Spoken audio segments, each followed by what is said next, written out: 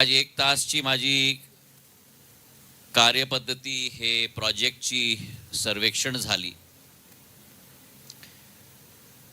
आणि दिल्लीवरून हे प्रोजेक्टचा समीक्षा हर महा मंत्रालय द्वारा आणि पीएमओ द्वारा होतात पण मला लागला की साईटवरती येऊन एक समीक्षापणी करायचा आता समय झाला आहे।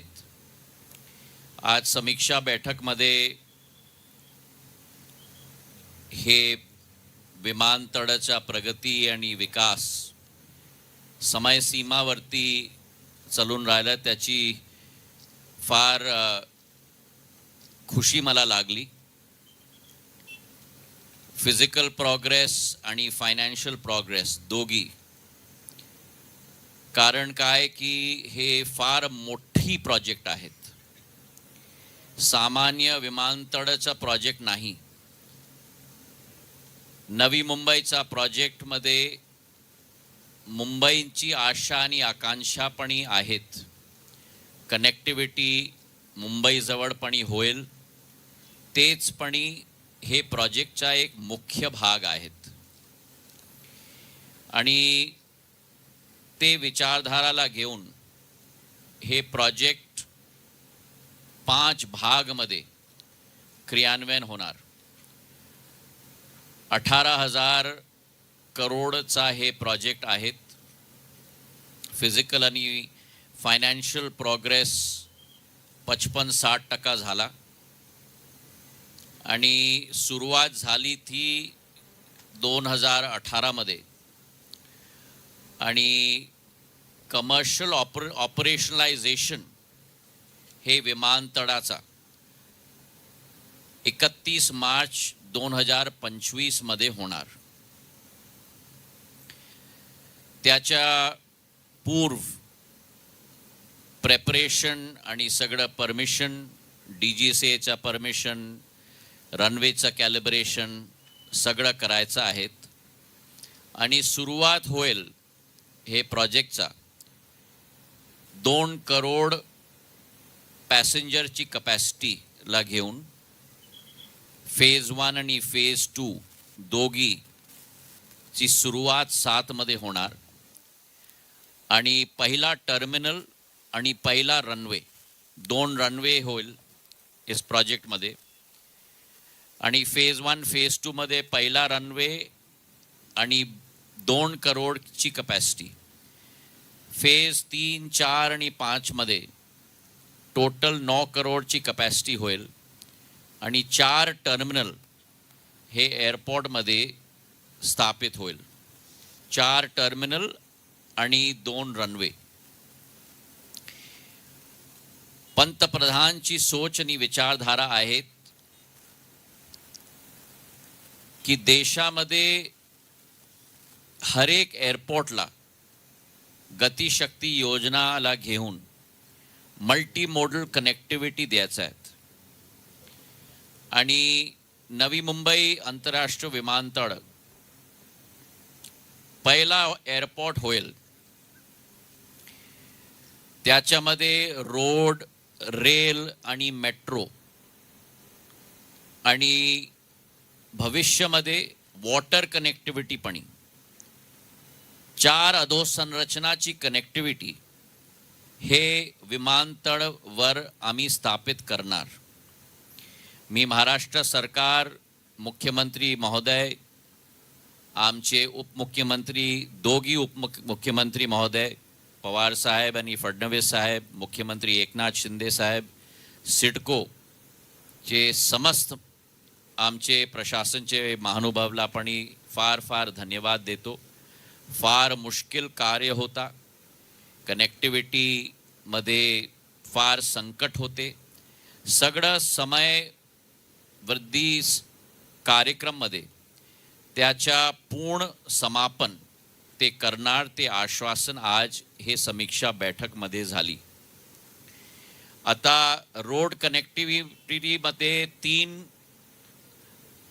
दिशामध्ये हे एअरपोर्टला कनेक्टिव्हिटी होणार। नॅशनल हायवे 4B 348 ईस्ट साईडची कनेक्टिव्हिटी होणार. सायन पनवेलचा हायवेचा कनेक्टिव्हिटी आहेत. आणि काल पंतप्रधानचा करकमलोमध्ये 12,000 करोड रुपयाचे अटल सेतू कनेक्टिव्हिटीची प्रोजेक्टची सुरुवात झाली होती.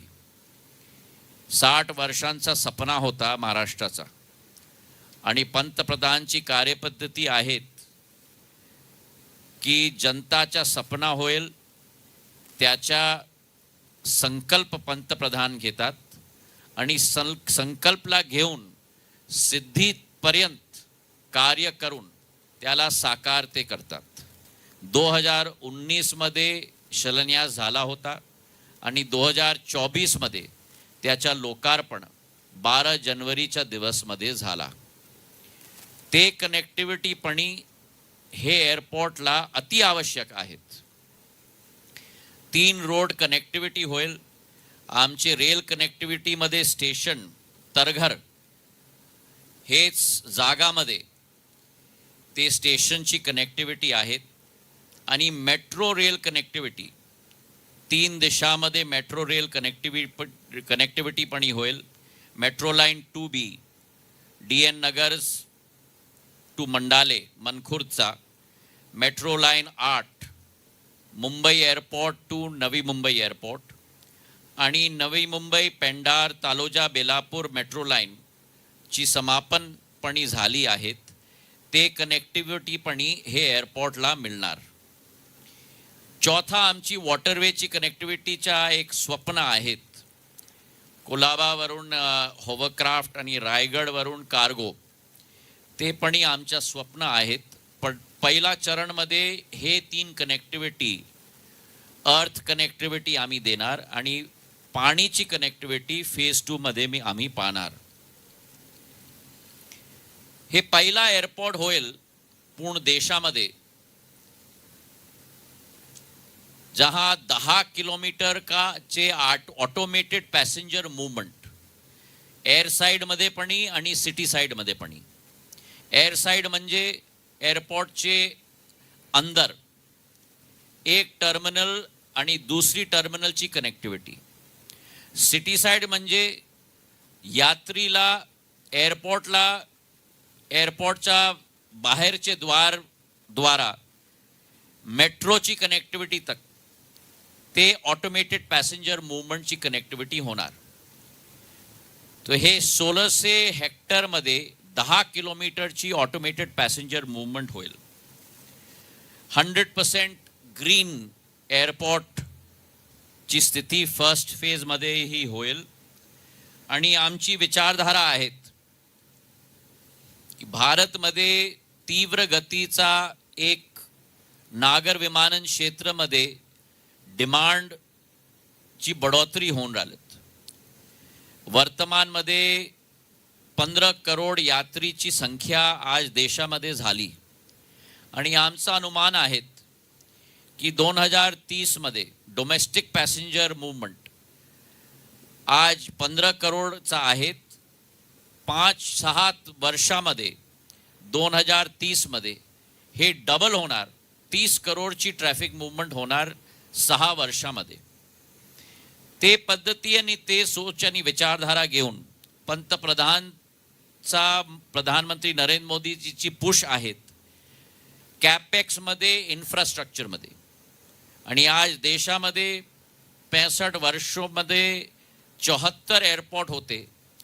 आज 10 वर्ष त्यांच्या नेतृत्वामध्ये पंतप्रधानच्या नेतृत्वामध्ये 75 अतिरिक्त एअरपोर्ट वॉटरपोर्ट आणि हेलिपोर्ट झाला. डबल फिगर झाला 149 झाला.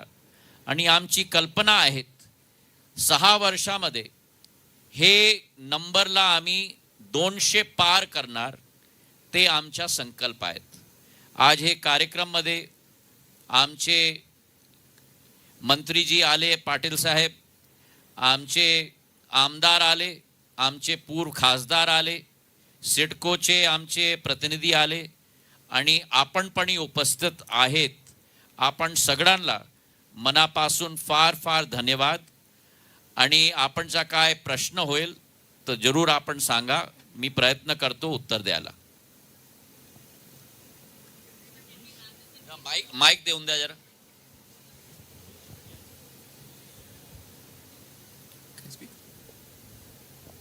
Hello. Hi, good afternoon. So you said that the Navi Mumbai airport will be operationalized by March 31st, 2025.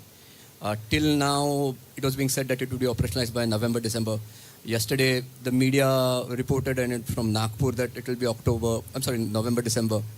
There's been a pressure that on the airport that if it can open even earlier than that.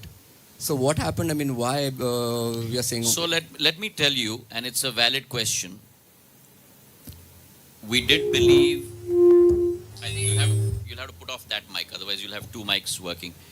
We did believe that December 24, end of December 24 is the target that we were pushing for. Internally, it's still a target that we are pushing for. But there are two types of projections that you will receive. One is a projection that is overestimated, that cannot be met. And the other projection is a realistic projection with a surprise in its cachet if it is completed before time. I believe more in the latter than the former. And therefore, I have kept that cushion of 3 months with the hope that we will be able to push this forward a little bit. But you also have to understand that there are many multiple pieces of the puzzle. And there are multiple agencies that are involved. As I mentioned in my statement, we are looking at a Gati Shakti model with multimodal connectivity. You're looking at road connectivity, you're looking at rail connectivity, you're looking at metro connectivity, you're looking at an automated passenger movement within the terminal. And therefore, all pieces of the puzzle have to come together. I have already told the project coordinators to make sure that we have a PERT chart that is synchronistic of all the multiple agencies that are involved, whether it's the railways, whether it is CITCO, Government of Maharashtra, the Adani Group, and make sure that all our dependencies are not in any way delayed in any manner, so as to make sure that the critical path has no bottlenecks in its process as we go forward. So a combined Gantt chart is being made, if you understand what I'm trying to say from a project implementation perspective, so that we'll be able to meet every deadline, every stakeholder is able to meet every deadline along the way. And CITCO, where is CITCO? And Jeet, I want that combined Gantt chart made. So therefore, the dependencies are very clearly identified. What is it that CITCO or Government of Maharashtra or MoCA that needs to do that will become the next point on the critical path to make sure that that is completed on time? Because dependencies have to be very clearly identified so that this project progresses on time. Sir, पालिका प्रशासन from Sudeep Gholap. Sir, 2 प्रश्न होते. पहिले तर खूप धन्यवाद. 2 छोटे-छोटे question आहे. फक्त पहिले तर प्रथम धन्यवाद. आम्हाला एक ही प्रश्नाचा अधिकार आहेत बाबा. ठीक आहे, एक प्रश्न विचारतो. ह्या एअरपोर्टला दिबा पाटील साहेबांचं नाव देण्यासाठी आपण प्रयत्नशील आहात का? हा एकमेव प्रश्न तुम्ही सांगा. आणि थोडासा छोटा प्रश्न की रोजगार किती उपलब्ध होईल या एअरपोर्टमुळे इथल्या स्थानिकांना? तुमचा दुसरा प्रश्न मी पहिले घेणार. नागर विमानन क्षेत्रामध्ये इकॉनॉमिक मल्टिप्लायर 3.1 आहेत. म्हणजे की तुम्ही 1 रुपया टाकणार त्याच्या 3 रुपयाचे इकॉनॉमिक मल्टिप्लायर आहेत. Taxi agency, guide agency, hotel agency, आर्थिक विकास, आर्थिक प्रगती, इंडस्ट्रीची आणि एम्प्लॉयमेंट मल्टिप्लायर नागर विमानन क्षेत्रामध्ये डायरेक्ट प्लस इनडायरेक्ट दोघांना मिळून 6.0 आहेत. म्हणजे एव्हरी डायरेक्ट एम्प्लॉयमेंट जवळ 6 इनडायरेक्ट एम्प्लॉयमेंट होतात. तो क्षमता फार आहेत. आणि आज विश्वमध्ये सिव्हिल एव्हिएशन नागर विमानन क्षेत्राचा योगदान किसी भी राष्ट्राचा घरेलू उत्पादन दरमध्ये फार महत्त्वपूर्ण आहेत. त्याच्या मल्टिपल स्पिन ऑफ्स होतात. आज तुम्ही औद्योगिकरणचा विषय मुंबई नवी मुंबईमध्ये नाही पण देशामध्ये कोणचा कोणामध्ये तिथे पहिला प्रश्न आहे की तुमची प्लेनची कनेक्टिव्हिटीची काय स्थिती आहे. तर सिव्हिल एव्हिएशन बॅकबोन झाला आता देशाच्या विकास आणि प्रगतीचा. आपणचा दुसरा प्रश्न नामांकनाचा. ते नामांकनाचा निर्णय कॅबिनेट आणि पंतप्रधानचा आहेत. व्यवस्थित समयमध्ये तुम्हाला पण ही सूचना मिळणार की नामांकन काय होणार ते एअरपोर्टचं. Hello sir. नवी मुंबई एअरपोर्टमुळे नवी मुंबई पनवेल आणि आजूबाजूच्या सिटीमध्ये हाईट रिस्ट्रिक्शन आलेलं आहे डेव्हलपमेंटसाठी. इमारतीनं उंच जाता येत नाही. तर या संदर्भात आपलं डिपार्टमेंट काय पॉझिटिव्हली यापुढे काय बघणार आहात का किंवा तसं काय डिसिजन घेणार आहात का? नाही, आमचे नियम मध्ये फार पारदर्शकता आहेत. एअरपोर्टमध्ये फनल होतात रनवेचे लँडिंगमध्ये. ते फनलचे स्ट्रीममध्ये काय पण ऑब्स्ट्रक्शन आणि ऑब्स्टिकल्स मंजूर नाही. त्याच्या साथमध्ये रेडार DVOR त्याची पण एक रेडियस आहेत. आणि एअरपोर्ट हर एक एअरपोर्टची पद्धती अलग होतात की तुमची रेडारची इन्स्टॉलेशन कुठे, नॉर्थ ईस्ट कॉर्नरमध्ये, साऊथ वेस्ट कॉर्नरमध्ये. ते रेडायमध्ये काय कन्स्ट्रक्शनची अनुमती नाही. एक लेवलचा एक मंजिलचा उपरचा. तो नवी मुंबई इंटरनॅशनल एअरपोर्टमध्ये तेच पद्धती होणार आणि सेफ्टी आणि सिक्युरिटीमध्ये काय कॉम्प्रोमाइज नाही. Lady back there. Hello. Hi, this is Aishwarya from ET now. First off, Ayodhya consecration is happening very soon.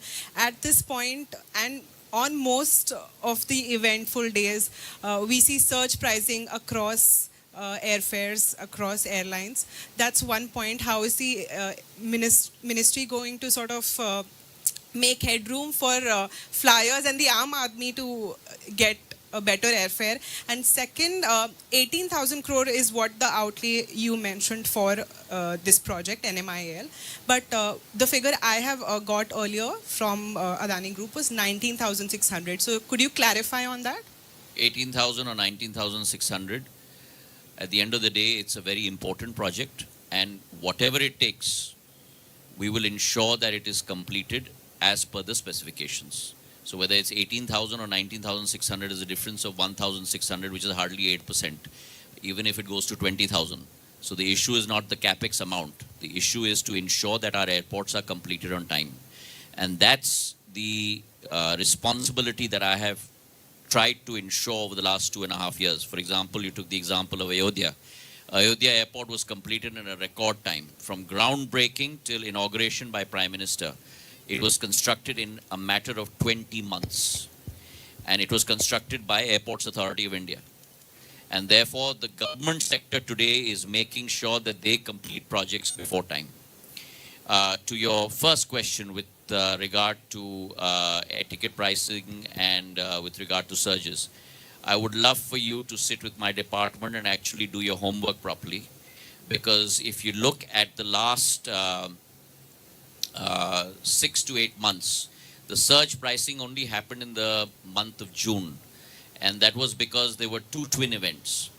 First of all, you must understand that the civil aviation sector is a seasonal sector. So you have months of low demand, months of high demand. And that's not only an India phenomena, that's an international phenomena. So from Dasera, October until late Jan is a high season. From Jan until again April, May is a low season.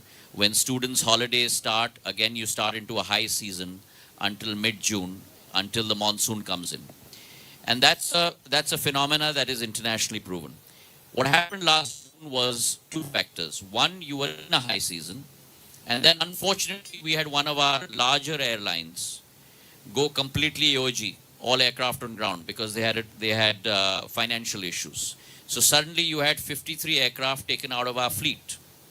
And therefore, in certain cities, mainly Ahmedabad, Pune, Leh, Srinagar, you had exactly the phenomena that you're talking about. And I held a meeting on the 5th of June with all the airlines after doing an analysis, identified the sectors where, in fact, there was surge pricing. And within a 10-15 day period, all of those have normalized. We also gave, out of the 315 routes that were being plied by Go First, we gave an additional 70-75 flights to other airlines to also increase the capacity in those sectors. And if you look at the current holiday season, there are two things that have been experienced which are different. Last year, we had major congestion at the airports. With all the steps that we've taken in place, including Chhatrapati Shivaji Mumbai International Airport and Delhi, fortunately, touch wood, this season you've not seen the kind of congestion that you've experienced last year. The second is the issue of surge pricing. If you look at the pricing, and what you must do is compare season to season. Not low season to high season, but high season to high season. And if you compare high season of this year to high season of last year, actually prices have dipped by 10 to 12%. And I'd be more than happy to share that data with you. So, because I mentioned Ayodhya consecration, on one of the weekends, the prices were above 25,000. Just the start price was at 25,000. That you will have, because at the end of the day, please also don't forget that this is a deregulated sector. And I dare say that you're advocating for re-regulation.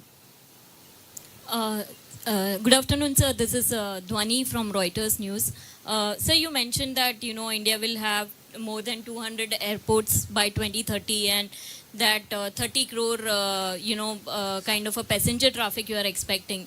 But if you see the status of the, airline industry, like so many airline companies have gone bankrupt in last decade. Jet Airways is one example. Go India is going through, same fate currently. So my question is that when we are expecting this kind of a growth in air traffic, how is government planning to, tackle this issue? What's your name again? Dhwani from Reuters News. Dhwani. Dhwani, in life, you can always see a glass half full. Or you can see a glass half empty. I'm an optimist. And I like to see a glass half full. It depends what kind of lens you're wearing. And for the data that you just put across, you're absolutely right.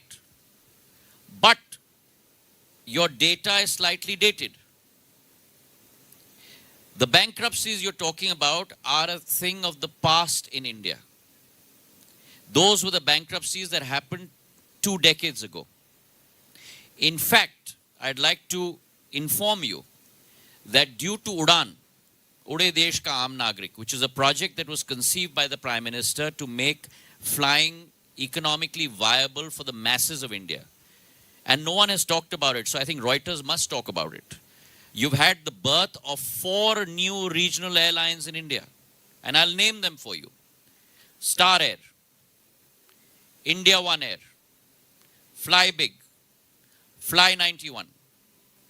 And Star Air, which started initially with Embraer small jets, has now graduated to Embraer large jets.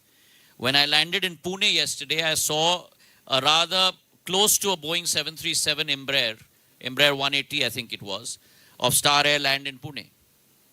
That's the success stories that we need to celebrate. You're very right. India in the last 2 decades has seen the closing of many airlines. India for the first time saw the birth of a new airline in the form of Akasa Air. And I would love for Reuters to write about them as well, because it's the only airline in the world, and you're an international news agency, it's the only airline in the world that has started with 2 planes and within 12 months gone from 2 planes to 20 aircraft. It's not happened anywhere in the world within a period of 12 months. I have to commend the full management of Akasa Air. And mind you, the story doesn't end here. 2 months ago, they came to me an airline that is pretty much in its infancy, has taken international routes from me. And today Akasa Air is flying with its fleet of 20, not only within India, but it proposes to fly internationally.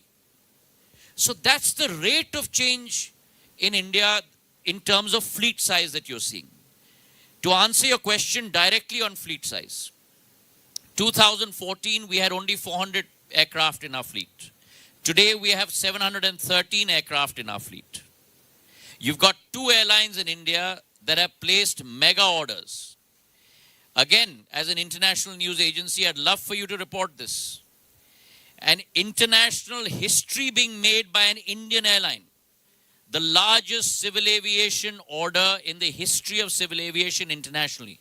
500 aircraft, 470 aircraft by Air India, 250 for Airbus, 220 for Boeing, of which, mind you, 50 are wide-bodied aircraft which will go internationally. Sorry, 70 are wide-bodied aircraft. Indigo has put in an order of close to 500 aircraft. You've got 2 airlines that have put in an order of 970 aircraft, which is 1.3x the size of your current fleet. And mind you, that these are orders that will start coming in from 2028 onwards. From now till 2028, you already have an order book of Akasa, which is going from 20 to 76 aircraft.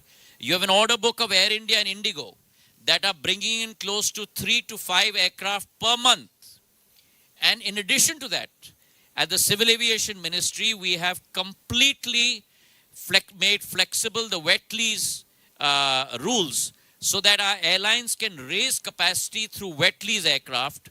And both airlines today have close to about, if I'm not wrong, between 28 to 35 aircraft that they've already brought in on wet lease. So the civil aviation sector, from a point of view of passenger traffic, from a point of view of airports, and a point of view of fleet size, is going to grow at a double-digit CAGR in the years to come. Thank you very much. It's been an interesting session, and thank you for your time. Okay, we got one last question. Yes. Thank you. This is Hi, Manju. sir. Sir, Madiha from CNBC couldn't ask you these questions yesterday. You spent some time with me yesterday. Give her some time. Thank you so much. Okay. This is Manju from the Times of India. This is about air navigation services, which ANS, is provided yes. by Airports Authority of India, specific Bombay Airport. Now, the infrastructure at Bombay Airport is obsolete. For instance, the automation system called AutoTrack 3, which was installed in 2004, it essentially takes feed from radar and displays it to the controller. Now, this system was bought in 2004 from Raytheon. It was obsolete in 2014, but we are still running on that. So essentially, it's like Bombay Airport air traffic control, using MacBook purchased in 2004. And now the new airport is like 15 months down the line. You know that the air traffic is going up. That's great. Bombay Airport crossed 1,000 movements in 24 hours in November. So what is the ministry doing to see that, in the next 15 months at least, when the traffic goes up, especially in summer, in winter, that this is a safety critical industry and the infrastructure hasn't, So I would want to say that I agree with you. Our technology, our infrastructure, and our manpower and human resources with regard to ANS, with regard to CTM, CNM, both are always cutting edge. In addition to that, we've also brought in place, and we are trying out today, a Gagan-based system, navigational system, which will, in many ways, in places where there is ILS and in places that there are not ILS, increase the capability of radar to pull in aircraft through satellite directly, and thereby alleviating the pressure on the current ILS system as well. We've done a number of test flights on Gagan, and on a satellite-based system, we are also trying to inculcate that. In addition to that, in terms of manpower resources at AI, our ATCOs, one of the first things that I looked at, and I think that's an important point that I'd like all of you to keep in mind, and I'd love to inform you, that as passenger traffic is growing and as fleet size is growing and as airports are growing, this is all great. But the back-end infrastructure also has to grow to be able to support this high rate of growth in the civil aviation sector. And therefore, all our agencies, whether it is ATCOs, we have in the last 15 months increased their capacity by almost close to 33 to 45% of air traffic controllers, from a number of close to 2796 to almost 3940. We are in the process of hiring new ATCOs, most of whom have been hired. The process of training is going on, and deployment will take place by October, November this year. A similar situation is being done at BCAS, which is responsible for security. I'm right now looking at a template for the restructuring of the organization itself in terms of its org structure, in addition to increasing their capacity by almost 400 to 450 staff. Our Airports Regulatory Authority of India, which had only 23 officers, their staff has been increased by 10. And for all of these things, I thank the Finance Minister, who's really come forward and assisted us and given us approval from a financial standpoint to be able to augment these resources. So as far as ANS is concerned and CTM is concerned, there are no corners that will be cut. I have always maintained this, that safety and security for us is paramount. Whenever there is an issue of safety or security, that to me is something over which there cannot be any compromise, and we're in the process of building for the future as the passenger traffic grows. Thank you very much.